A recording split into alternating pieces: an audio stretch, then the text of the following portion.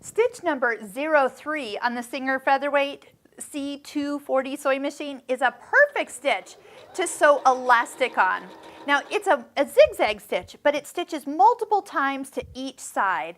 And if you were just to stitch over elastic, maybe pulling a little bit, it will securely attach this elastic to your fabric and then allow it to easily stretch around your item. So whether this is for a sleeve or a fitted sheet or something of that nature, you can stretch that elastic any distance you want. And look, it easily stitches a beautiful stitch, holds the elastic in place. Now, a little tip, if you have any skip stitches when sewing through elastic, you can put on a stretch needle. We'll link up to our stretch needle videos right up here with this little eye.